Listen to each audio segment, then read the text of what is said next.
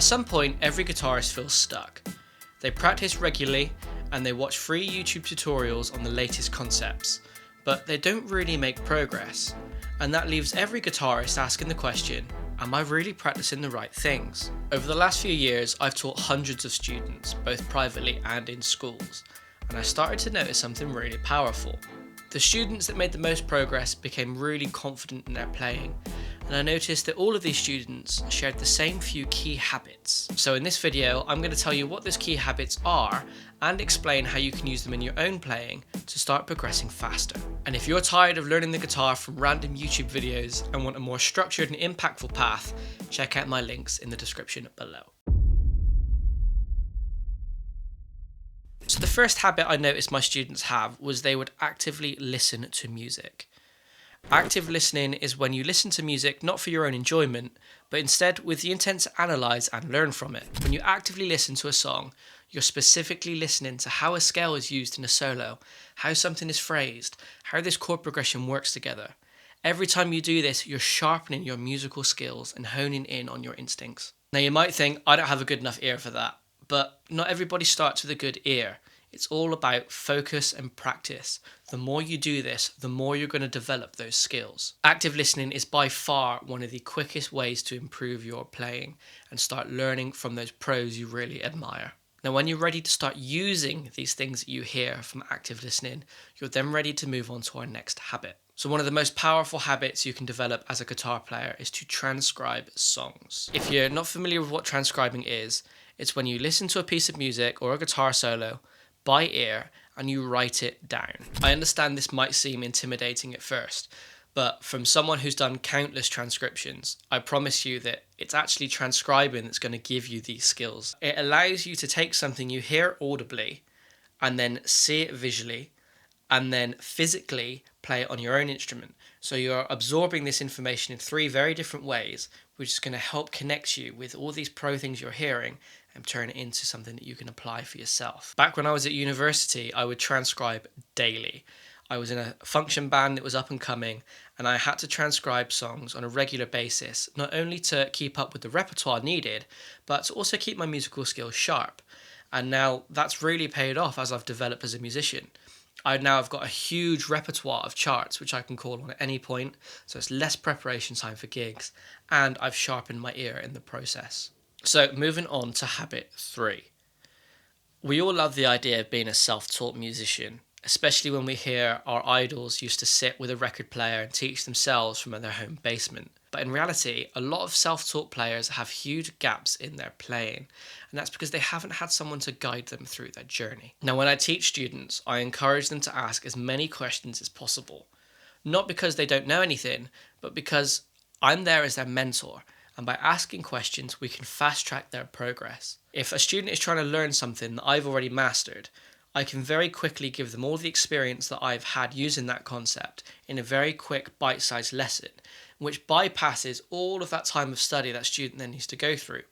We can massively accelerate their learning progress just by having a mentor, swapping skills, sharing ideas, and by the student asking those valuable questions to really develop faster. If you feel like you're stuck or need some guidance with your guitar playing, then do check out my links below. I've got a fantastic mentorship scheme for aspiring guitar players. But mentorship aside, there is something I see a lot of guitar players do that massively accelerates their progress. And it's probably the most important habit a guitar player could have when it comes to improving as a musician. Whether you're a hobbyist or a seasoned pro, there's one ingredient that will massively improve your playing as a guitar player, and that's receiving feedback. Now, feedback is great for two reasons.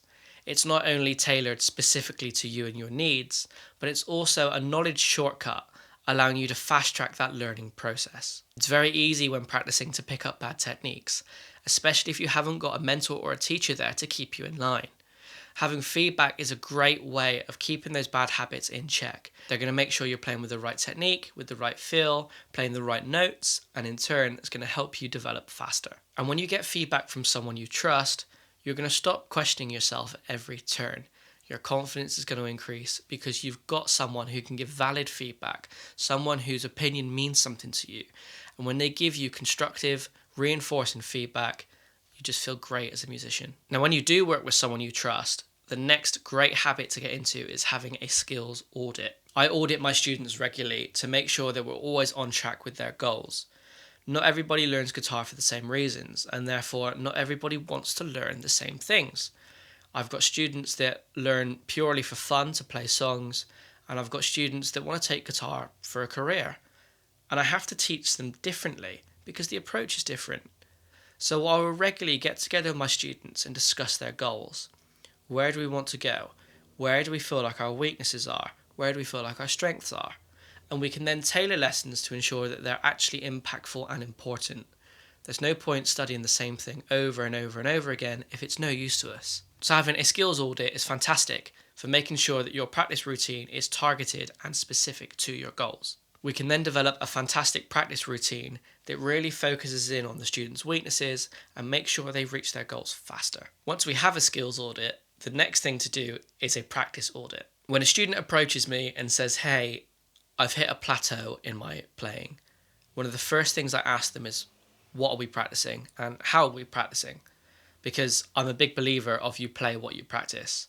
So if you're practicing the same thing over and over again for years on end, you're not going to improve because you're not playing anything different. If I find a practice exercise that isn't in line with a student's goal, I'll be the first person to remove it from the practice routine.